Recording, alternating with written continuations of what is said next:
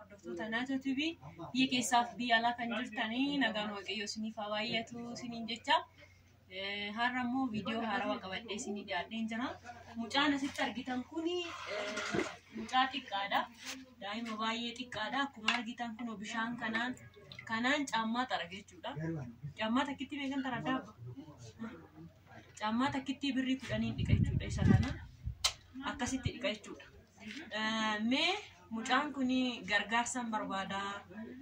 Nama na gargaaru hin qabu.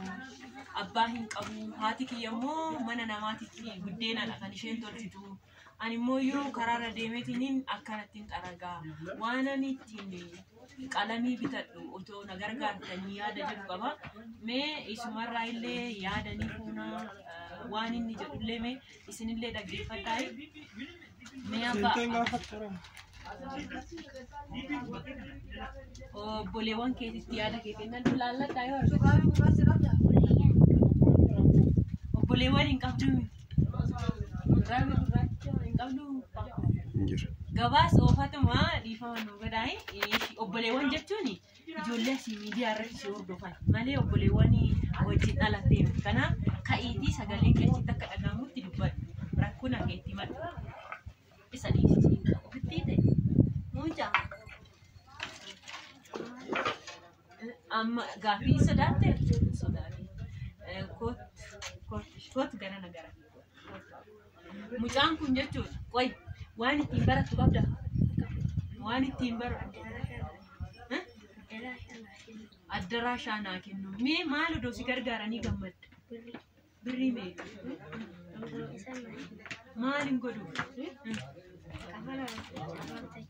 waan inni jedhu kun olaala geessaniitu haguma barbaadan odoo isaan naa kennanii maalin goota jennaan kafanaa fi caammadhaan bitadhaa. Caammaa inni godhatu laala ol qabdu kote laala caammaa inni godhatu laala argitanii daa'imti kuni yoo ol guddatee biyya kana bulchuu danda'a. Biyya kanaaf abdiidha. Daa'ima ol guddattuudha. Dhugaa dubbachuuf taanaan egaa kafanumti illee irraa miicamaa miti laala. Kafanuma isaatillee harka isaatillee daa'ima kana magaalaa keessatti akkanatti harki isaa ciisu.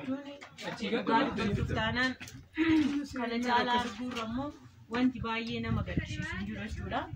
Na saamunumtuyyuu itti makaraa natti fakkaate mucaani mataan isaa nafti isaa baay'ee kan cicciteedha jechuudha. Mucaa kana immoo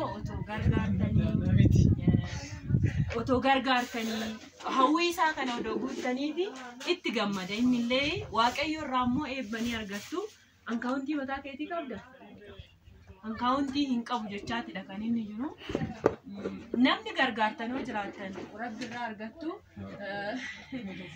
birrii ankaawuntii kiyya irratti erguu fi dandeessu jechuudha mucaa kanaa. Ani ammaaf waan hanqiisidhaa qabu nan kennaafi shankooranillee yoo bitate ani waan an harkaa qabu kennee jira. Isinillee kennaafi isin jedhaa gabaarra jira. Eessuun jinaa ta'u galatoomaa yoo ulfaadha. Tunu la batte badabba. Usbilla.